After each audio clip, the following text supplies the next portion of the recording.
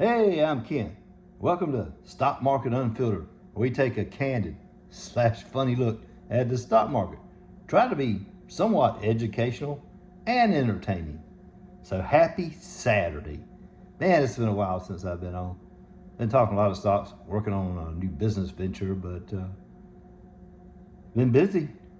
I've had a lot of people talk to a lot of people about stocks, and so I figured I would come back on. I enjoy doing it, talking about stocks. And one of the first things, you guys know I do this all the time, and I'm going to do it now because I can't help myself. It's this little Grim Reaper that my granddaughter so nicely drew for me. It cost me $5 back then. That probably cost me 10 now. But that represents a death cross symbol, which means the stock's going down. It's usually past below its 200-day moving average, 100-day moving, 50-day moving average. Anyway, it's bad. And that was Prudential. And it went down to 75.37, okay? And the current price is $121.16, $121.16 for Prudential. And the 52-week high, it's not that far away. Prudential, let me get it pulled up here.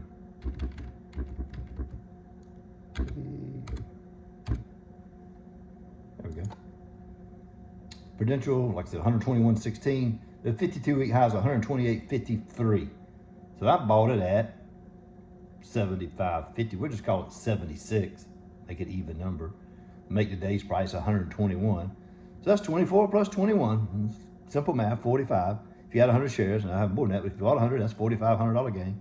Plus its dividend, which is $5.20 divided by 4 / 4.29%. So that's a success story on Prudential. I hope you guys, when I talked about it, even when it was in the low 80s, I told you guys to start buying it. So I hope you did. And that would be a success story. And by the way, I do own Prudential. I disclose that. And that was a success story. So all traders, including myself, sometimes we have losses. And one of my biggest losses in my portfolio was Leggett and Platt, which was a furniture company, which I talked about. It was Aristocrat stock, did all kinds of stuff, but it's not an Aristocrat no more. They had bad sales. They missed all the numbers. They cut their dividend by like 75%. So that took away everything they had ever worked for all these years. And I got stopped out, obviously. It used to be in the $28 range. I was buying some in the $24, $25 range. It hit a 52-week low this past year of $10.11. And the forward dividend is 20 cents divided by 4, which is only 5 cents a share. It's 1.58%. So I got stopped out. I sold it and got rid of it. You're not going to make the right decision all the time. So that being said, that is what it is. And one thing I like to see more people not do is FOMO. That's FOMO, fear of missing out. Recently, a couple of weeks ago, the Dow lost 1,200 points in one day. And the next day, it lost about 700 or 800 points. And now we're down 2,000 points in 2 or 3 days. And the fear of missing out, people were selling like crazy because they were worried how much it was going to drop the next day or the next few hours, so they just sold it. To me, that was a Black Friday sale. Once you wake up at 9:30 in the morning or 9 o'clock and then opens for trading, and the stocks market, the Dow's already down 500 points, 600 points, just continues to go down, you're too late to try to sell it. You should have done it the day before. Of course, you can't know that. So don't panic. That's a panic situation. The fear of missing out on, I could maybe sell it today for this price and tomorrow it's going to be $2 lower. Okay, great. Shouldn't worry about it. If you got a good stock, don't worry about it. That's just the comings and goings of the stock market. You have up days and down days. And the thing is, on a down day like that, I was looking to buy stocks. It was a Black Friday sale, as I've said many times before. You have to look at it that way. Don't look at it, oh, I'm losing $5,000. I'm thinking you're not stretching my portfolio. I was down about $4,000 in 3 days. I didn't panic, didn't do anything. Because now, as in yesterday, Friday, the stock market was at an all-time high. 41,500 and something. So that should tell you that things come back. The actual Dow was up 228 points yesterday. It ended at 41,563. And I believe the 52-week high for the Dow is 41,567. So not only did I gain, this is just a couple weeks ago, not only did I gain my $4,000 back that most people would panic and say, oh my God, I've lost $4,000 in 2 or 3 days. Not only did I gain that back, but I also gained an additional 12K. So that's 16K if you count the 4K I lost. No need to panic, fear of missing out. No, don't worry about it. So don't let FOMO get a hold of your emotions. So leg and plat was a loss. I mean, I'm going to talk about another one.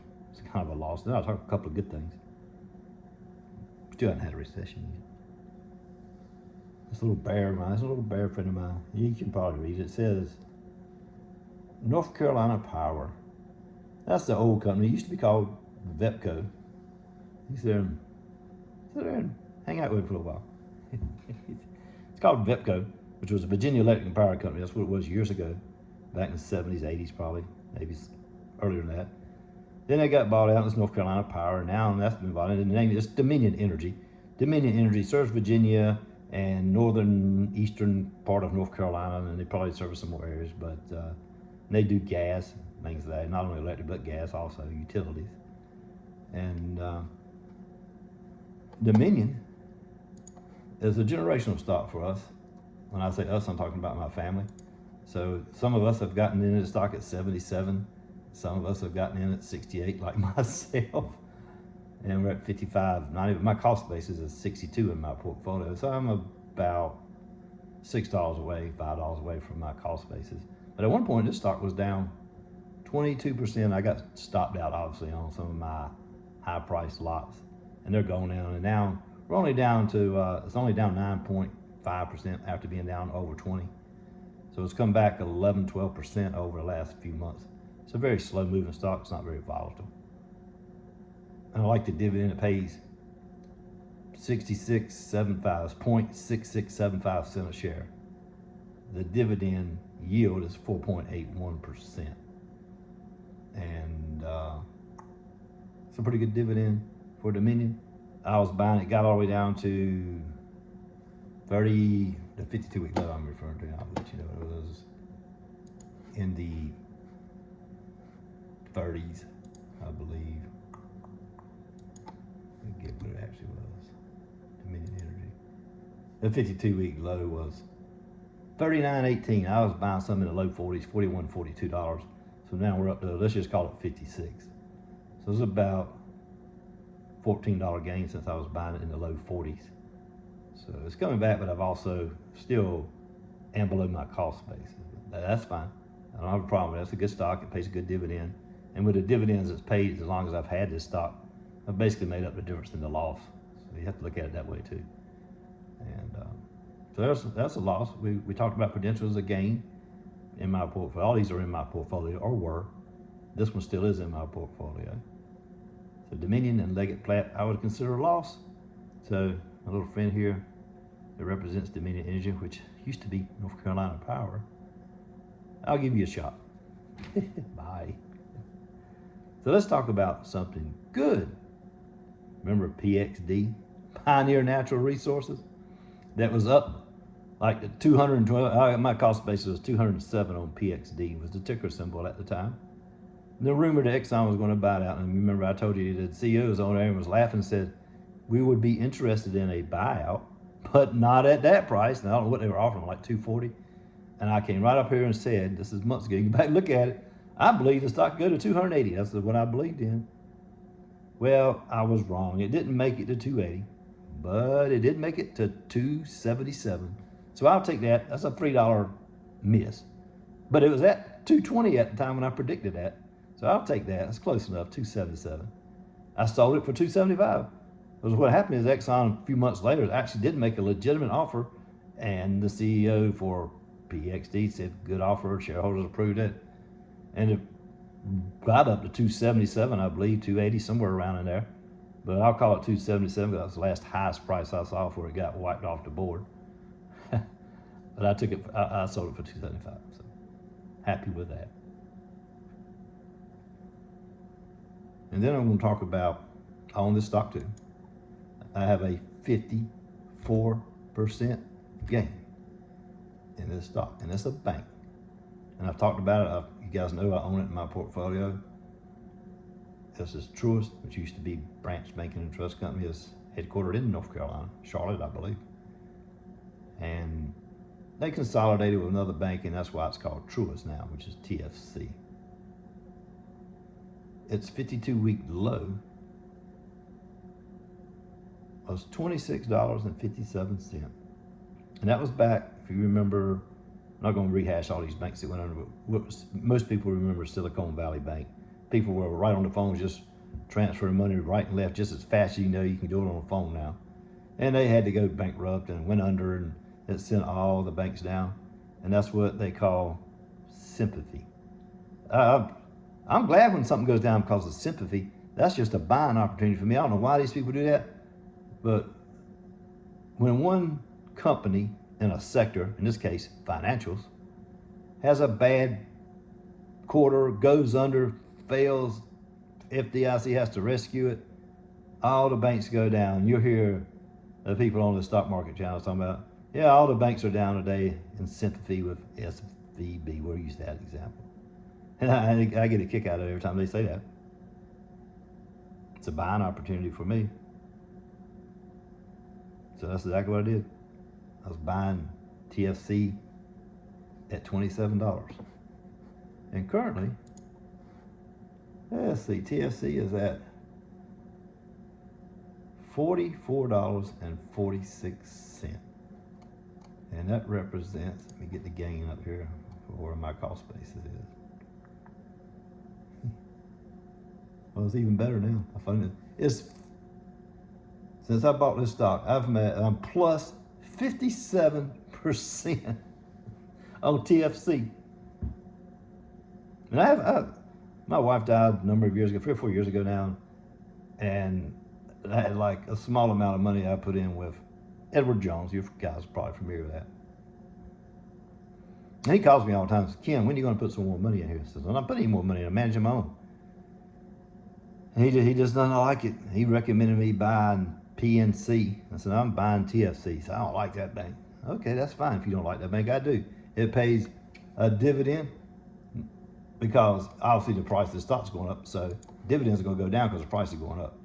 But right now the dividend is 4.74%. And it pays 52 cents a share. So I have no problem owning that stock versus PNC. And PNC is running around $185, I think. Let me see what the price of PNC is. Now, PNC is a good thing. That's PNC Financial. It's $185. Their dividend is 3.46 or $6.40 divided by 4. That's pretty decent. I mean, take 640 and divide it by 4. It's more than 52 cents a share that TFC is paying, but TFC is $140 cheaper.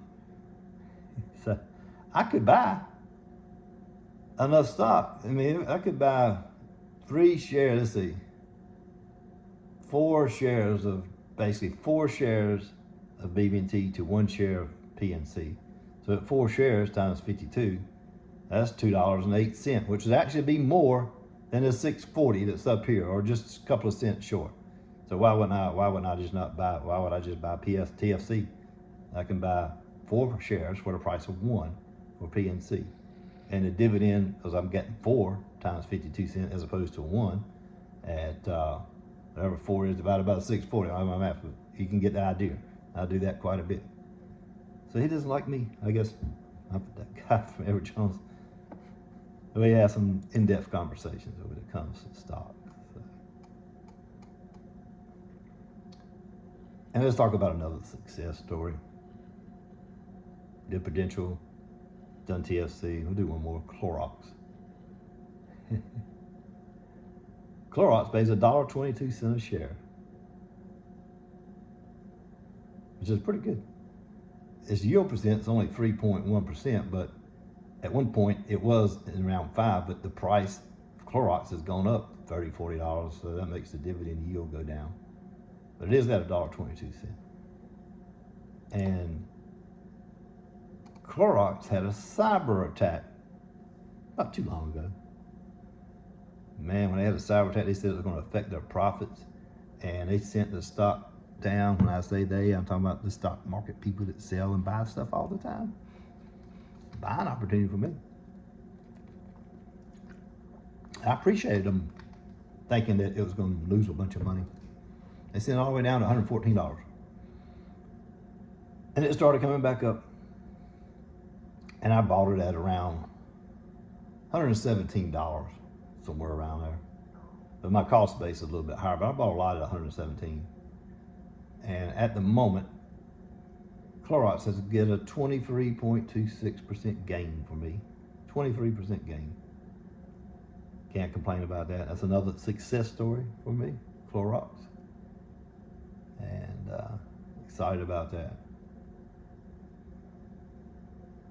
And another one I see all the time, you've heard T-Mobile versus Verizon. People love T-Mobile, and I'm glad they do. But I bought Verizon. I own this company too. In the $31 range. It's getting close to a 52-week high. But right now it's $41.78. So I've made over $10 on Verizon. It's a plus, based on my cost-based average, that's a little bit higher than 31, but that's an 18% gain for me. And then also Verizon has a 0.665 cent dividend. So that's 66.5 cents. That yield is 6.45%. So I believe in sticking with good companies with high yield percent. I'm still buying them U.S. savings bonds. That's guaranteed money. Buy 30,000 of them. Well, actually not 30,000, but 30 of them. They look at it as $1,000 for every bond. So if you buy 30, you're actually spending $30,000. It's going to cost you $29,500, $600, whatever it is. And at the end of 3 months, you're going to get 30. So it doesn't matter what's going on. You're going to get that 30,000. You get the full thing back. And whatever, if you bought it for, you buy it in for 30, and it may cost you $29,600. So in 3 months, it'll turn into 30. And you'll have a $400 gain. And that's roughly around $135 a month. Sometimes 120, depends on what you get it for. So just wanted to come on right quick. It's been such a long time since I've been on. I've missed doing it. Been helping a lot of people. One of my clients that I help has a 36% gain in their portfolio. They are extremely happy, and I'm happy for them. So I'm trying not to be so long, like 10 months long since the last time I talked about it. Stocks. And if you like to just hear, I'm not going to charge you anything here. I don't have nothing down at the bottom. Click on a link and get Ken's guide. No, I just do it for fun, and try to help the average person out, because I'm just a good old country boy from North Carolina. I've been doing the stocks for 30 some years, and I just look at it black and white. You can get caught up in all these figures and numbers, and all you really got to understand is where's the economy at, what's going on with the economy, and make your own decisions. Look at your stocks. Are they a good company? You can't beat Kraft Heinz, and you can't beat Apple, and you just have to look what's good for you. If you want to look at some Dow 30 stocks, they call them the blue chips. There's some good stocks in there. You know, Pepsi Cola's in there, and so I like to get stocks. They don't necessarily go up and down a whole lot so far as volatility. So I have to be really careful when I'm buying a stock that maybe has a $10 52-week range. When you have a $10 52-week range in a stock, you got to be real careful when you buy it. You want to make sure you're buying it on the low end of that 52-week range and not the high end. Otherwise, you're not going to make any money off of it, really. But for me, it's getting it at a good price and getting a nice dividend. So we're trying not to be so long coming back on next time. And just wanted to kind of catch us up on what we had talked about in some of the other videos, stocks on what's happened over the last several months. So appreciate you watching. Have a great Saturday. Talk to you soon.